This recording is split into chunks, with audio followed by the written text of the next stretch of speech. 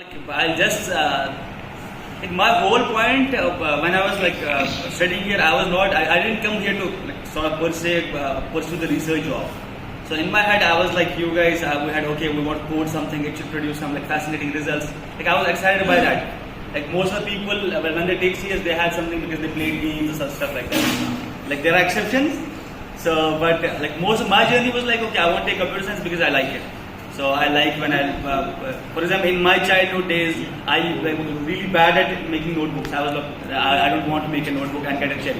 So what happened is I really forced my parents to buy me a laptop, and after they bought a laptop, I started the business of typing the notes.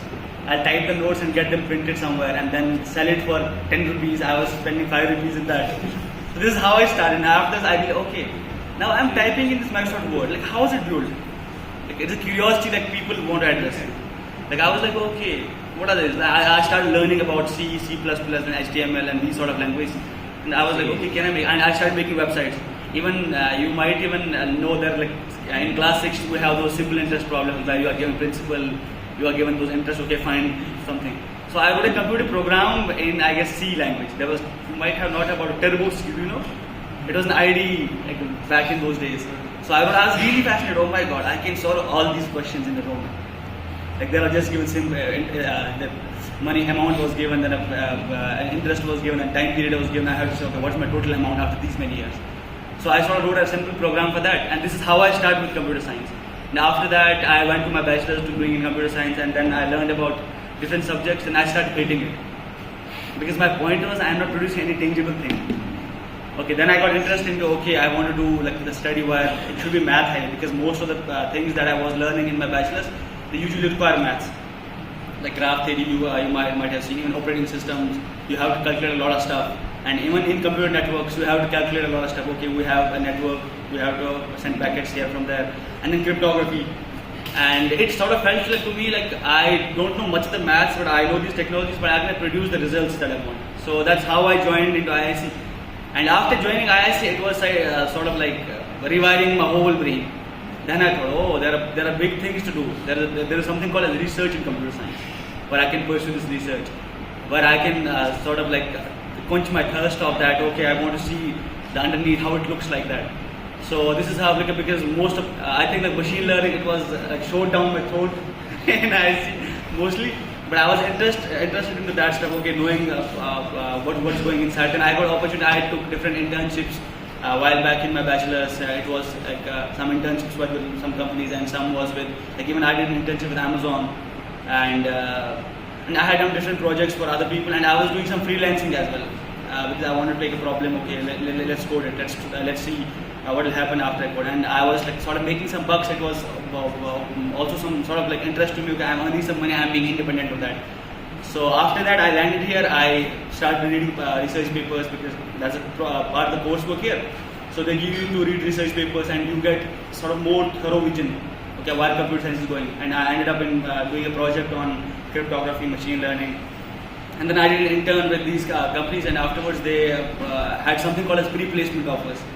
So if you have done some work, they think that okay, we can take these people. So they gave me an opportunity where they just took an interview for me, and they offered me a position as there. So it's a new group right now. I'll be working what's called as quantum machine learning. So for 3 months, I'm being trained on this quantum stuff, quantum physics. So it's a new opportunity. I'll see where time is headed, because most of the things I was just talking to some people, this quantum stuff, it's really taking off.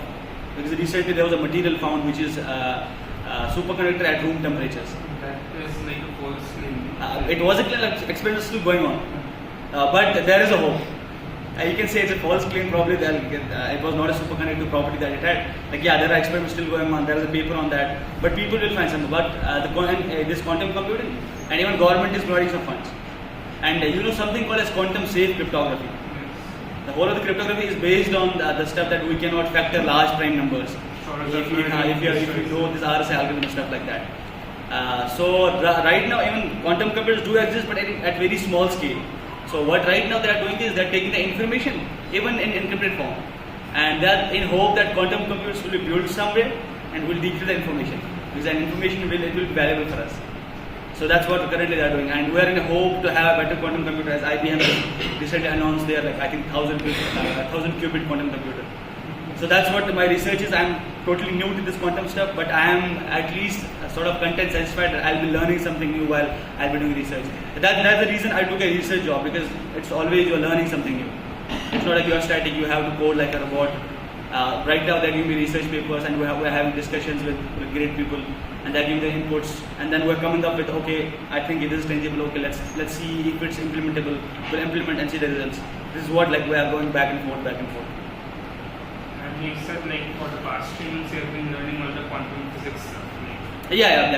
Recently I probably these companies have MOUs with different universities, so they have university professors which will guide us through, okay, you have to read this, and probably take a short course, a crash course on this quantum stuff, and they'll give us materials to read about that.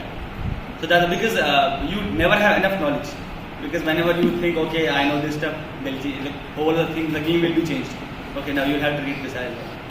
So it's a really good thing to be updated. For example, if you're really interested in machine learning, many of the papers come, like, at least, like, I found every week there are different, like, blogs and stuff. They'll summarize these papers, and if some paper interests you, you should be in touch with the research. Otherwise, in 5 years you will become dinosaurs. You won't, oh my god, I left the research 5 years ago, now I don't know what's happening. Like, it usually happens in that, like, because we are sort of fresh talents to them, they expect us to read more of the research and then have discussions with the people. They'll tell their side of the opinion, okay, this is what we think is tangible, and we'll sort of keep on experimenting with the things. And if, like, usually science sometimes happens accidentally. If sometimes we stumble on a thing, okay, this is tangible, we can do it. So it's as I told, like, it's not just you are working in some stuff, you are saying, okay, I'll just work in, like, as you see large language model. It's not just the AI part. The system part is also involved. There is theoretical concepts that's also involved. That's why they want a PhD from you people. PhD guys, they have, like, much more mature knowledge, and they have at least eyes on the subjects. Okay, this is what I think. That's why you are exposed to a lot of the subjects in here. You should not think, okay, I want to only do AI. I don't want to read this DSA and stuff. But you maybe probably, if I just give an eye, you'll be trained in AI. But still, if you face a real world problem, and a guy who has learned AI and other stuff, he'll be more capable of doing the stuff, because he knows what other subjects have to offer. And could you suggest some blogs, like you said, that summarize the research